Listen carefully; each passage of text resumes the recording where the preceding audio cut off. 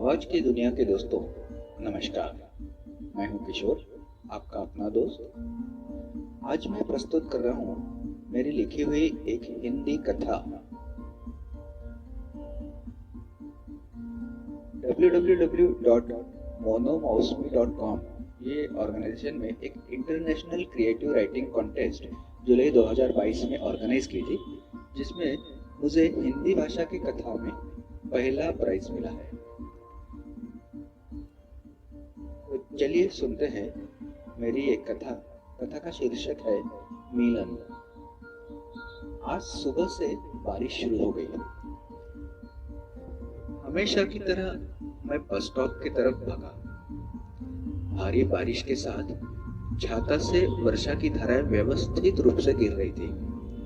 उसे अपने शरीर पर न गिरने के लिए सभी प्रयास कर रहे थे और सभी अपने अपनी बस का इंतजार कर रहे थे। मैंने सामने देखा तो कोई बस नहीं थी। मैं इधर उधर देखने लगा। स्टॉप पर हर कोई जैसे अपने ही लय में था। इसी बीच एक आवाज आई, प्रीतम, बस निकल गई। हे भगवान! मैं तुरंत मुड़ा और रिक्शा पकड़ने लगा। पीछे मुड़कर देखा कि मुझे किसने बताया। स्टॉप पर मौजूद सभी लोग अपने ही धुन में थे। एक व्यक्ति जा रहा था। क्या इसने मुझे बताया? कार्यालय समय के कारण मैं तुरंत ऑफिस के लिए निकल पड़ा। मैं दिन भर बेचैन रहा। वो हर दिन हमारे स्टॉप पर घूमता था।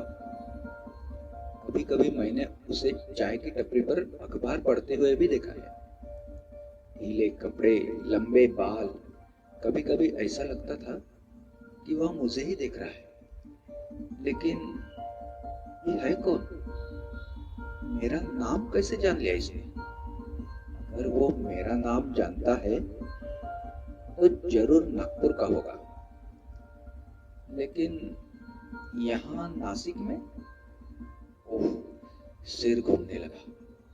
शाम को बस से उतरने के बाद मैंने उसे 5-7 मिनट तक खोजा, लेकिन वो दिखाई नहीं दिया। उसके बाद मैंने उसे 1 महीने तक नहीं देखा। एक दिन बस से गांव जाते समय मैंने अचानक उसे देखा। मैं तुरंत बस से उतर गया और उसके सामने जाकर खड़ा हो गया। जैसे ही वह जाने लगा, मैं उसे करीब से देखने लगा। ए रुक, आप कौन है? मुझे कैसे जानते हो? मैंने पूछ लिया। मैं? आप कहाँ? मैं आपको नहीं जानता सर, वो झिझकता हुआ बोला। झूठ मत बोलो। उस दिन तुमने मुझसे कहा था कि बस चली गई। उस बालों को एक तरफ रख दे और मेरे तरफ देखो, मैंने कहा। उसने बालों को एक तरफ घुमाया और कहा, प्रीतम, कृपा करके चला जा। निशिकांत? हे भगवान, निशिकांत, तुमने ये क्या किया? आप ऐसे क्यों हो? मैंने पूछ लिया। प्रीतम, प्लीज, लोग आपको शक की निगाह से देख रहे हैं। मेरा पीछा छोड़ दो और मुझे फिर कभी मत खोजना। मेरा जीवन मुझे ही जीने दो, उसने कहा।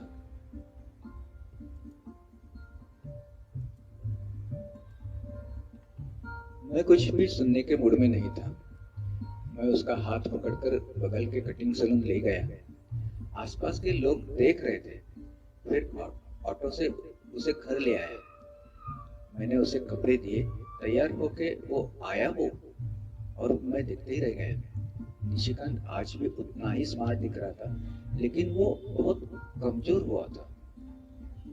प्रीतम, तुम मुझे क्यों लाए? अब मुझे ऐसे ही जीने की आदत हो गई थी। इसके अलावा आपको समाज से भी नुकसान होगा।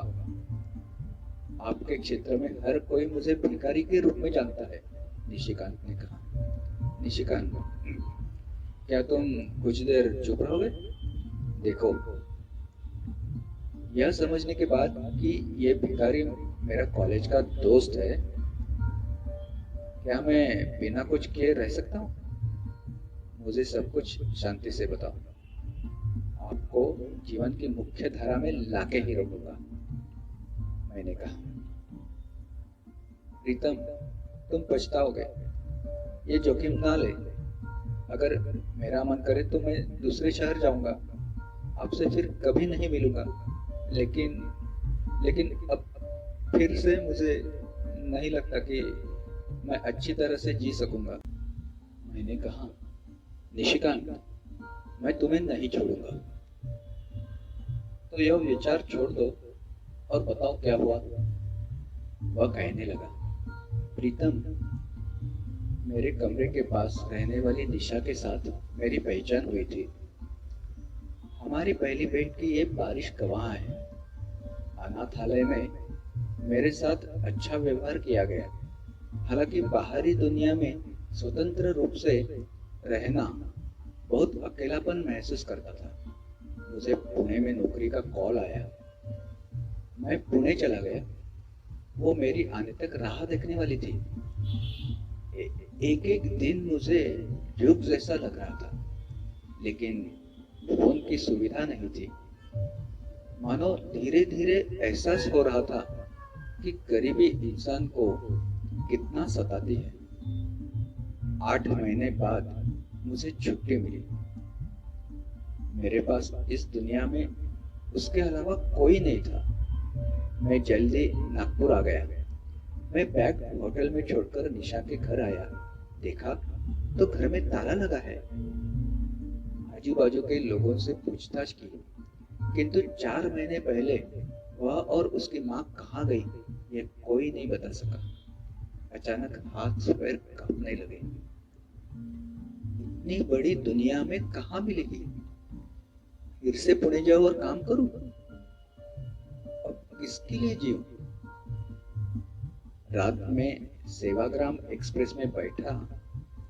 सुबह नासिक में उतरकर त्र्यंबकेश्वर को अश्रुओं से अभिषेक किया और वही निवास करने लगा। लगभग सारा पैसा खत्म हो गया। मैं सड़क पर आ गया। फिर मैं इस तरह पागल उम्मीद पर जी रहा हूं, उसने कहा। मैं अगले दिन से नियमित रूप से ऑफिस जाने लगा।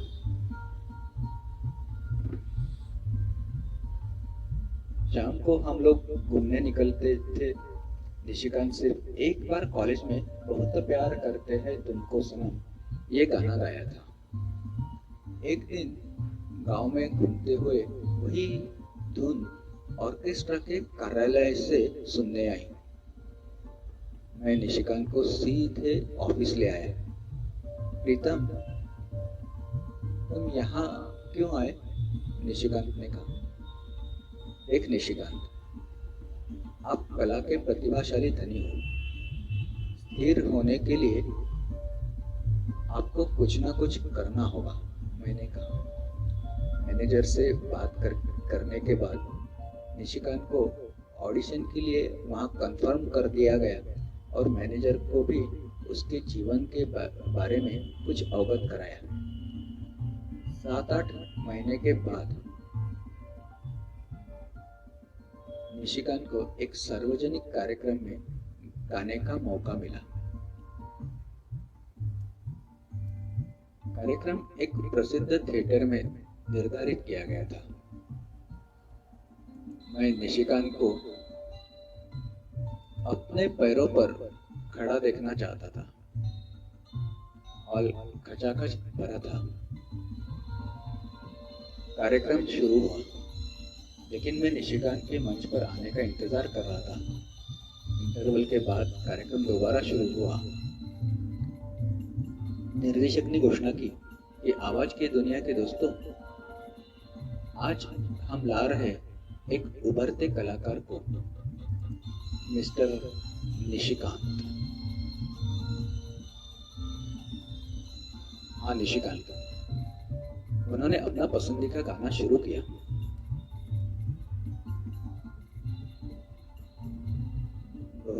प्यार करते हैं तुमको सनम, बहुत प्यार करते हैं तुमको सनम, कसम जाने ले लो, कसम जाने ले लो, खुदा की कसम, बहुत प्यार करते हैं तुमको सनम, बहुत प्यार करते हैं तुमको सनम।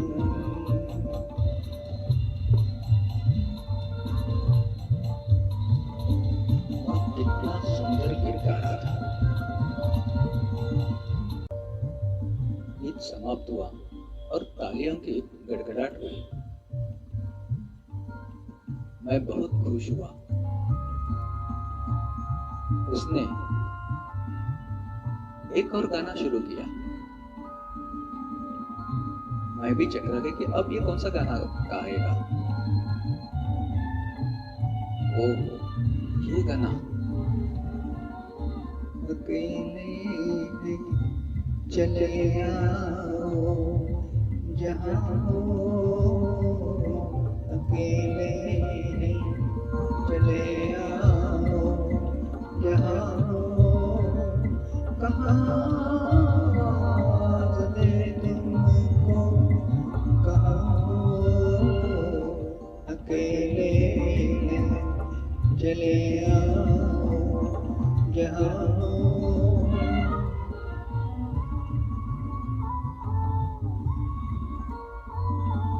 साइड पर साफ तौर पर दिख रहा था कि उसकी निगाहें किसी को ढूंढ रही है।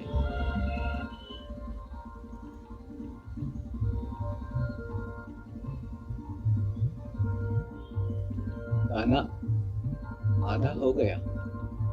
हॉल में एक जोरदार धमाका सुनाई दिया और कोई मंच की ओर भागता हुआ दिखाई दिया। वह मंच पर पहुंच गई और निशिकांत को गले लगाया। डायरेक्टर ने माइक को अपने हाथ में लिया और कहा, दोस्तों, ये प्रोग्राम का हिस्सा नहीं है, हकीकत है। मिस्टर निशिकांत को अपनी मंजिल मिल गई है। हे ईश्वर, दोनों को अब अलग मत करो। वे दोनों हॉल के बाहर आ गए। मंच पर कलाकारों ने न जाने कहाँ तुम थे, न जाने कहाँ हम थे, ये गाना शुरू किया था। मैं भी कार्यक्रम छोड़कर बाहर आ गया। तेज बारिश शुरू हो रही थी। वे दोनों बारिश में भीगे हुए थे और एक दूसरे को देख रहे थे।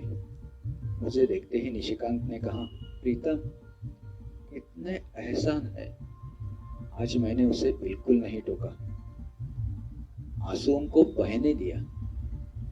आज मुझे लगता है कि बारिश और प्यार के बीच का रिश्ता कितना अविभाज्य है। मेरी आंखें आसानी से ऊपर उठ गई। उस मेघदूत को देखकर मैंने सोचा कि इन मेघदूतों को जाकर उन्हें बताना चाहिए कि हे ईश्वर, विरह के बाद मिलन बहुत सुखद है, लेकिन इतना भी किसी को विरह मत दो कि जीवन ही ध्वस्त हो जाए। भयंकर गर्जना हुई, मानो मेरे शब्द उसने मान लिए। धन्यवाद।